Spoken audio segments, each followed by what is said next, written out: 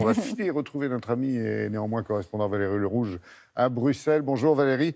Parce que 10 jours après les élections européennes, je ne sais pas si vous le savez, mais les députés fraîchement élus commencent à prendre leur marque au Parlement à Bruxelles et à faire leurs démarches administratives avec un tout premier couac qui concerne 2 députés. C'est ça Valérie? Qu'est-ce qui s'est passé?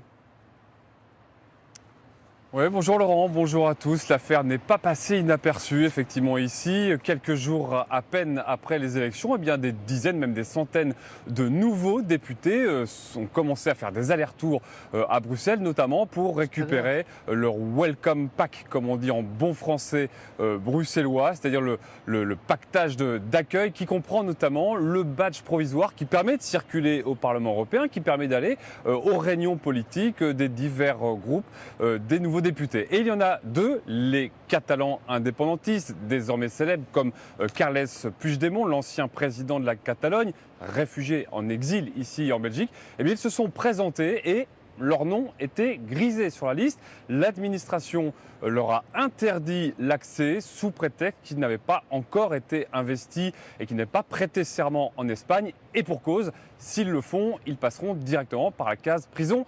Un bel imbroglio qui n'est pas prêt de se terminer ici. Reportage avec Mathilde Notebart et Thierry Bordeaux. 4,6% des voix aux élections européennes. Les séparatistes catalans remportent ainsi 2 sièges au Parlement européen.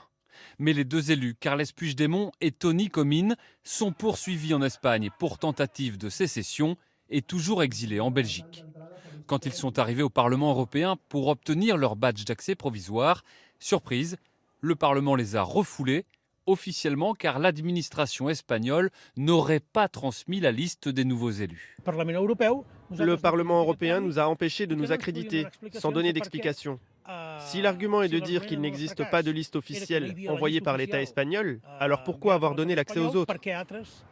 De fait, d'autres députés espagnols ont bien été accrédités provisoirement, même si leur code électoral prévoit que tout nouvel élu doit prêter serment au Parlement à Madrid pour être investi. Afin de ne pas discriminer les Catalans, le président du Parlement européen a donc préféré élargir l'interdiction. Pour éviter toute interférence avec une procédure nationale, j'ai donné comme instruction au secrétaire général de suspendre les accréditations de tous les nouveaux membres espagnols.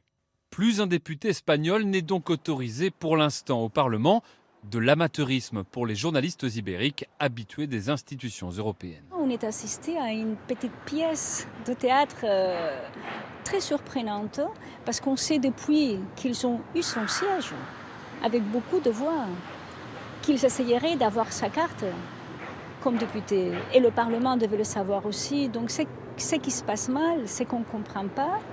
C'est l'improvisation d'une institution aussi sérieuse comme le Parlement. Carles Puigdemont a sûrement réussi ce qu'il espère faire depuis le début de son exil à Bruxelles, impliquer l'Union européenne malgré elle dans le conflit politique intérieur espagnol.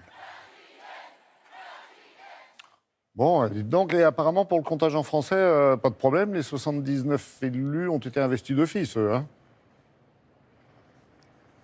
Alors, pas tout à fait. Certes, les Français ont élu 79 eurodéputés, mais seulement 74 sont investis directement. 5 seront en attente, car ils ont été élus, les derniers ont été élus sur le quota de sièges britanniques, quand les Britanniques seront partis, quand le Brexit aura bien eu lieu.